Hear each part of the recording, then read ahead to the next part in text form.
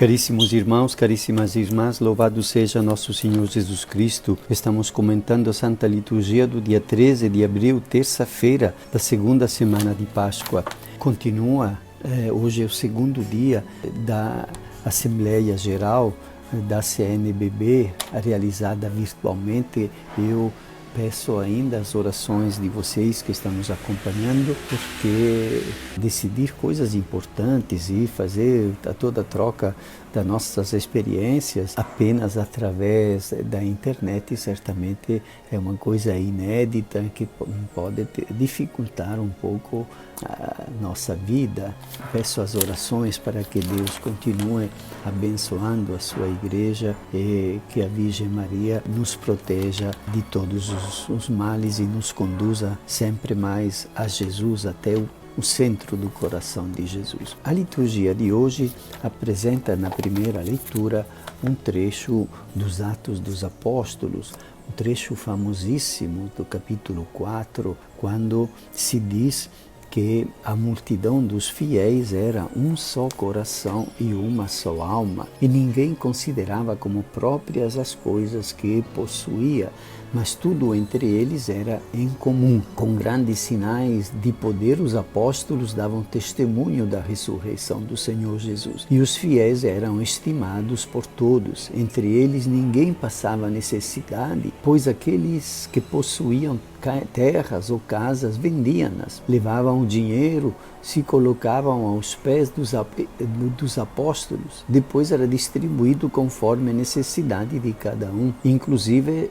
José, chamados pelos apóstolos de Barnabé, que era um grego, possuía um campo, vendeu e foi depositar o dinheiro aos pés dos apóstolos. Aquilo que é belíssimo neste trecho dos Atos dos Apóstolos é a primeira grande consequência fundamental até os dias de hoje da ressurreição de Jesus e da sua grande misericórdia para conosco.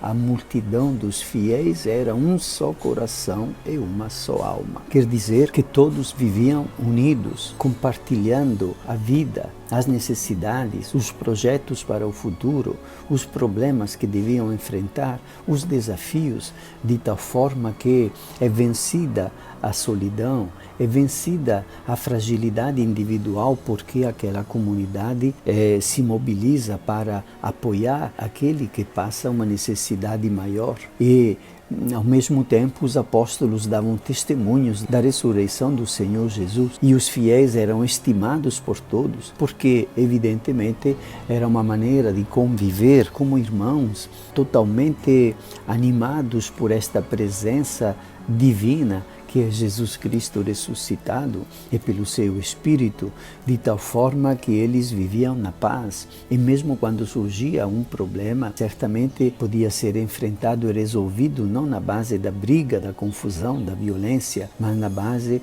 do diálogo fraterno. Então, este caminho se tornou um caminho alternativo para o mundo já naquela época, porque neste mundo quem vive sem Deus, mesmo que tenha sido batizado, mesmo que frequente às vezes a igreja, mas vive, digamos assim, às vezes com uma postura semelhante aos ateus, no sentido de que Deus, Jesus, a sua palavra não tem nada a ver, nenhuma importância na forma de acordar de manhã e organizar o seu dia, de encontrar as outras pessoas, e acaba comportando-se como todo mundo, quer dizer, apostando apenas na própria habilidade, no próprio poder, na própria esperteza. E é claro então que por esse caminho se cria divisões, hostilidades, ódios, raiva um do outro, tudo menos aquele coração só e uma alma só de quem vive como irmão. E então, no começo, logo a primeira comunidade era um grande sinal, mas depois tantas comunidades cristãs, não somente de pessoas consagradas, como os monges beneditinos, as monjas beneditinas, e depois os franciscanos, e podemos chegar até os dias de hoje, as pessoas mais diretamente ligadas a Jesus, que pertencem a Ele com uma vida especial, de especial consagração, vivem unidas unidos e se vestem da mesma maneira e cantam os mesmos cantos e rezam as mesmas orações e partilham toda a vida, mas também os casais, os trabalhadores, os leigos em geral, que podiam encontrar-se semanalmente para ouvir a palavra de Deus, para participar da Eucaristia, ocasionalmente para pedir perdão dos próprios pecados e para ajudar-se juntos a socorrer as pessoas mais necessitadas, quem sabe em tempos de pandemia, como acontece agora, para organizar uma sopa e dar comida para as pessoas que estão na rua, que não tem ninguém que se preocupe com eles, porque não tem mais família por perto. Em suma, essas circunstâncias que costumam muitas vezes acontecer. Então, o mundo de quem abraça Deus e vive com Jesus e é abraçado por Ele é um mundo de paz, de harmonia, de vida fraterna. Sim, os problemas existem porque existem para todos, mas a forma de abordá-los e de enfrentá-los é uma forma que é totalmente animada por esta presença de Jesus Cristo ressuscitado, que vence o mal e vence a morte. E o Evangelho é uma continuação do diálogo com Nicodemos, que nos repete palavras de Jesus quando diz: vós deveis nascer do alto, o vento sopra onde quer e tu podes ouvir o que é o seu ruído, mas não sabe de onde vem nem para onde vai. Assim acontece a todo aquele que nasceu do Espírito, porque aquele que nasceu do Espírito quer dizer que efetivamente abraça o seu batismo e o leva a sério e abre o coração para a ação divina que através do Espírito Santo age naqueles que receberam o santo batismo. Aquela pessoa não sabe o que Deus pode lhe pedir. Pode lhe pedir de ir missionário na China ou na África ou na Europa, ou a um europeu de vir missionário no Brasil, ou então de entrar num convento, ou então de fazer uma família, mas diferente, que seja uma família cristã, na qual o amor gratuito, sincero e leal e fiel seja verdadeiramente a marca. Então, é assim que Jesus está falando com Nicodemos, quando diz assim: assim acontece de todo aquele que nasceu do Espírito. Percebe o vento, mas não sabe para onde vai e nem de onde vem.